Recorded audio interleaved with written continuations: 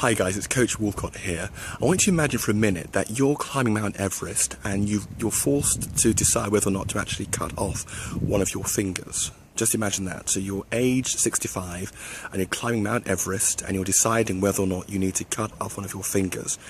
Also as well, one of the people on the expedition has also died as well en route to going up Mount Everest. Or your other mission is that you're a famous person and your desire is to emancipate, that means free slaves, but there's a bounty on your head. That is, thousands of people have been told if they see you or know your whereabouts, they can report you and actually gain hundreds, if not thousands of dollars to either have you killed. Now, others describe to you two people. The first is, both are heroes of mine. The first is explorer Ranulph Fiennes. He's the cousin of Ray Fiennes, the actor. And the second is Harriet Tubman, who helped free slaves. Now, I love reading about inspirational people, be they engineers, be they scientists, be they politicians, as well as entrepreneurs. And what gets me is the question of what is it that ordinary people like you and me can learn from the lives of these ordinary people. Let's look at Ranulph Fiennes for a bit, and this is what really touched me about him. Yes, he's arguably England's best explorer. He's been to Mount Everest, he's been to the Arctic, and all sorts of amazing feats. He's 65 years old, and he's still doing the most incredible challenges that put me to shame, a lot of guys my age. I then began reading about him to find out what motivated him to actually go to Everest, and it was born out of great tragedy. He'd lost his wife, I think 34 years, he'd lost two of his sisters and some of his cousins to cancer, and to say it's very risky for anyone climbing Mount Everest is an understatement. A man in 65 is even more treacherous. But he said his cause was so big in terms of to raise money for Macmillan Cancer Trust that he had to climb Mount Everest. He said his cause was bigger than his fear. Now, there's something else pretty exciting, which is why I'm shooting this video, to inspire you to go after your goals. And this I found hilarious. I had to read this a second, third, fourth time when I read this. Ranulph Fiennes, who climbed Mount Everest, arguably England's greatest explorer, suffers from vertigo.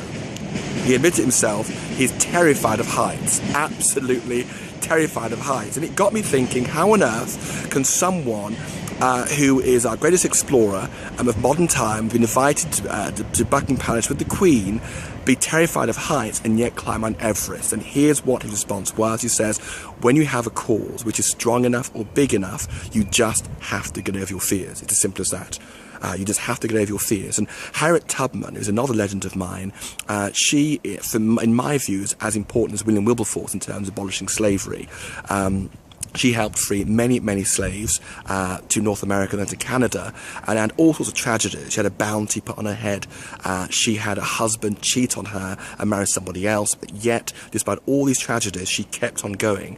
And the reason why I want to shoot this video is because it's to inspire you to say, what lessons can we learn from this? And I think it is Ranulph Fiennes, if he were here, Harriet Tubman, it would be to go after your goals, and it would be to have a life mission which is bigger than yourself. Something that involves empowering other people to reach their goals. I mean, when I think of Ranulph Fiennes, him climbing Mount Everest, when I think of Harriet Tubman, they were rich in that they had a mission to help others, be it those with cancer, Ranulph Fiennes, be it those who were slaves.